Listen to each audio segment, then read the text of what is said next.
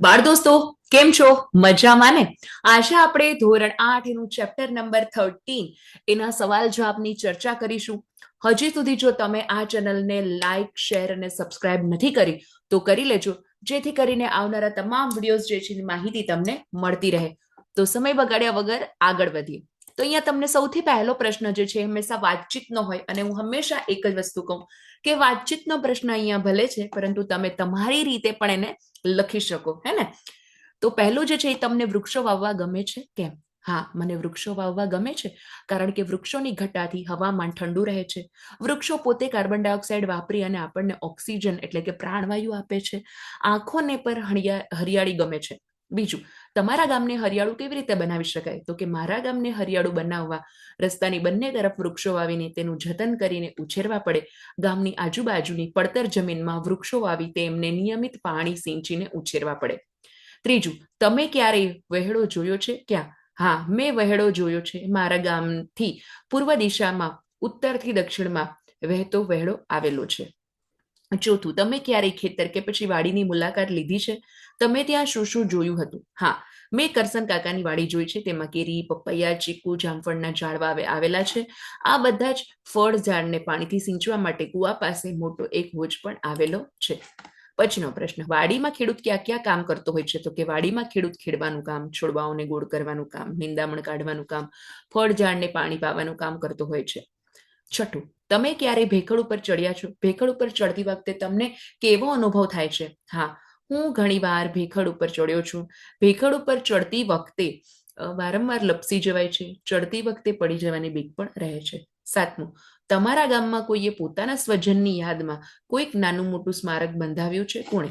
હા, મારા ગામમાં એક ડિસ્ટ્રિક્ટ ફોરેસ્ટ ઓફિસરે અકસ્માતમાં મૃત્યુ પામેલા પોતાના એકના એક દીકરાની યાદમાં ગામના ગોંદરે એક પાણીની પરબ અને ગામની વાડીનો દરવાજો બંધાવ્યો છે.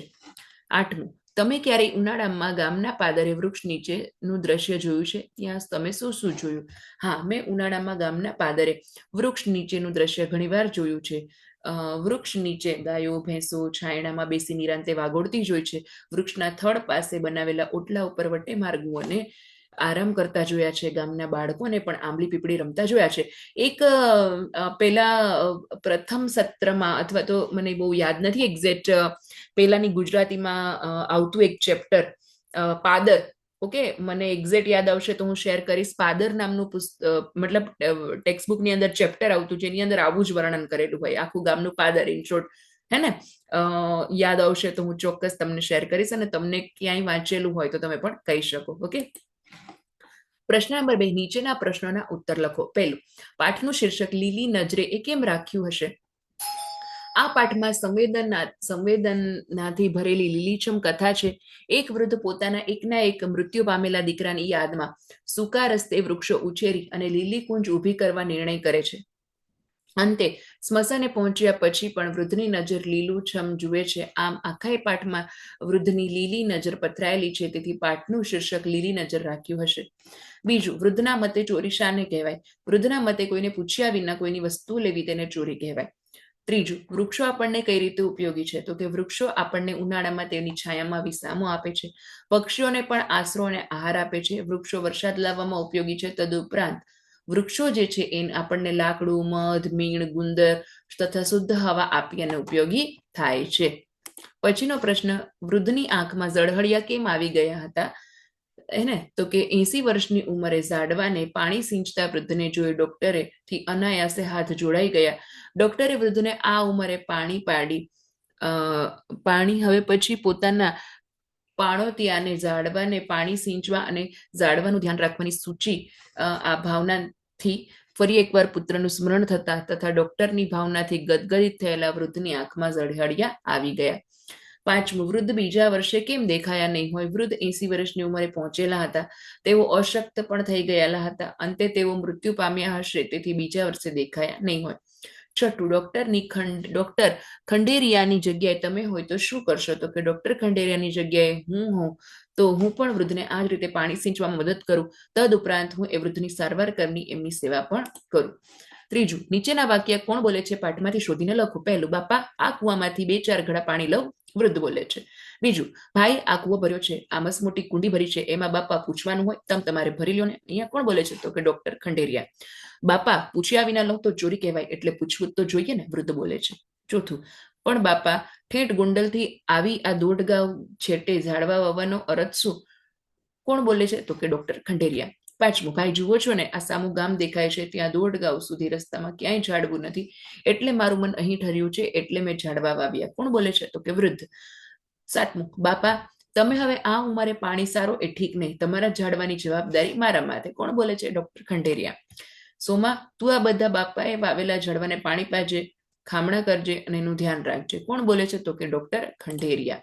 પછીનો પ્રશ્ન છે કે પાઠને આધારે ફકરામાં સુધારા કરી ફરીથી લખો. તો અહીંયા જુઓ તમને ઓલરેડી આવી રીતે આપેલો છે પેરેગ્રાફ, પણ એમાં મિસ્ટેક્સ છે, તો ડાયરેક્ટ આન્સર બોલું છું.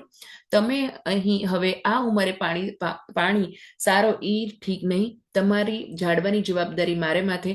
પછી વાડીના પાણોતિયાને હાંક મારી બોલાવીને કહ્યું, સોમા તું આ બાપાને વાવેલા ઝાડવાને પાણી પાજે, ખામણા કરજે ને ધ્યાન રાખજે. ઓકે, પછીનો પ્રશ્ન, નીચેના વાક્યોને યોગ્ય ઘટનાક્રમમાં ગોઠવીને લખો. તો અહીંયા 1 થી 8 આવી રીતે આડાવડા ઇન શોર્ટ ક્રમશઃ ગોઠવાના છે, સિક્વન્સ વાઇઝ હે ને. તો અહીંયા ડાયરેક્ટ આપણે આન્સર વાંચીએ. પહેલું જે છે કે ઝાડના થોડા ઠૂંઠા ત્યાં વાવેલા હતા. બીજું, વહેડોમાંથી ઘોડો ભરીને તેને પાણી પાતો એક વૃદ્ધ જોવામાં આવતો હતો. ત્રીજું, વહોડાના પાણી ખૂટ્યા. ચોથું, ફાટ્યા તૂટ્યા લુગડાવાળો વૃદ્ધ ડોક્ટરની વાડી પાસે આવ્યો. પાંચમું, ડોક્ટર ત્યારે વડની ઘેરી ઘટા નીચે કુવા પાસે ઉભા હતા. છઠ્ઠું, આ ચારેક ગળા પાણી તો મારે ઝાડવાને પાવવા જોઈએ છે. સાતમું, બાપા તમે હવે આ ઉંમરે પાણી સારો એ ઠીક નહીં. આઠમું, એ પછી સોમો ઉછરતા થળિયાને પાણી પાતો. ઓકે, પછી જે છે નજીકનો અર્થ ધરાવતા વિકલ્પો શોધી તેની સામે ટ્રુ સાચાની નિશાની કરો, હે ને. તો પહેલું જે છે, કાયાને ચાબુક મારી ચલાવતો વૃદ્ધ એટલે શું?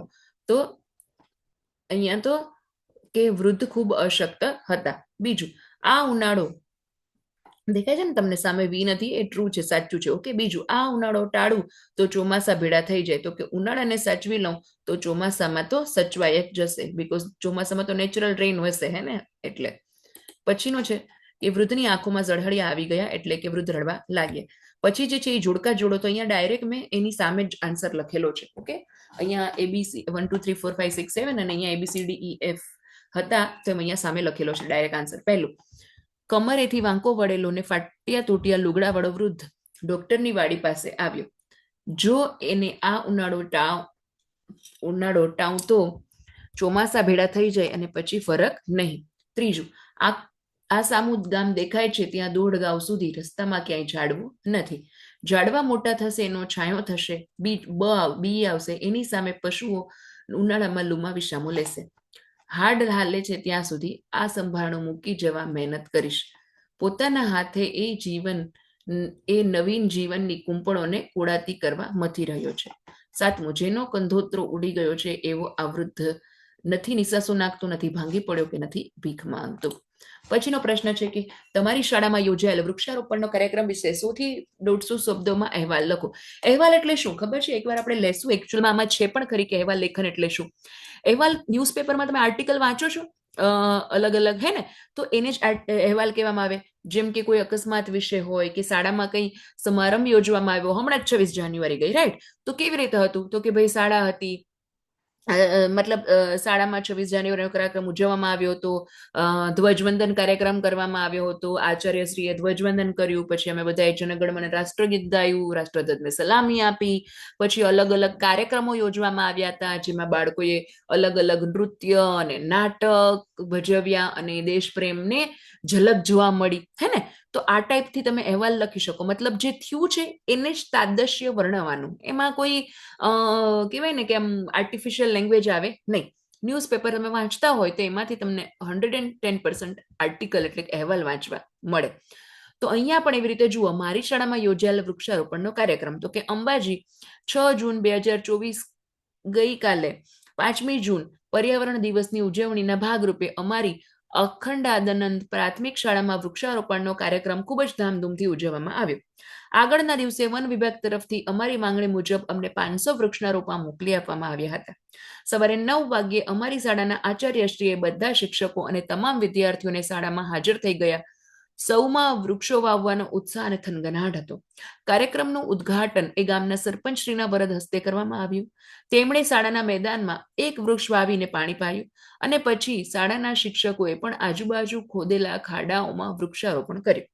વિદ્યાર્થીઓએ શાળાની આજુબાજુની ગામની પડતર જમીનમાં વૃક્ષારોપણ કર્યું. પંચાયતે ટ્રી ગાર્ડ એટલે કે ટ્રી ગાર્ડની વ્યવસ્થા કરી હતી. સૌએ વાવેલા વૃક્ષો ઉછેરવાની અને એ મોટા થઈ જાય ત્યાં સુધી તેની જાળવણી કરવાની જાહેરમાં પ્રતિજ્ઞા લીધી હતી.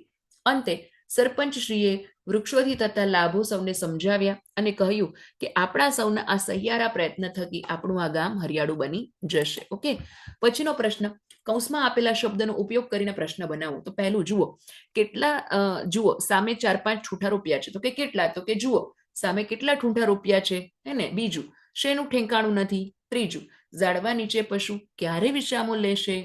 ચોથું, એની આંખમાં શું વરસ્યું છે, હે ને.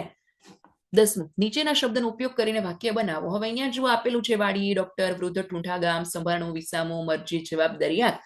અહીંયા ઓલરેડી વાક્ય બનાવ્યા છે, પણ જરૂરી નહીં આ વાક્ય. હા, તમે કોઈ પણ વાક્ય બનાવી શકો. જેમ કે અહીંયા જુઓ વાડી, તો કે મગન કાકાની વાડીમાં જાત જાતના ફળઝાડ હતા. ડોક્ટર, તો હું એમ પણ કહીશ કે મને મોટા થઈને ડોક્ટર બનવું છે, રાઈટ. એવી રીતે તો અકસ્માતમાં ઈજા પામેલા યુવાનોની સારવાર માટે ડોક્ટર પહોંચી ગયા હતા.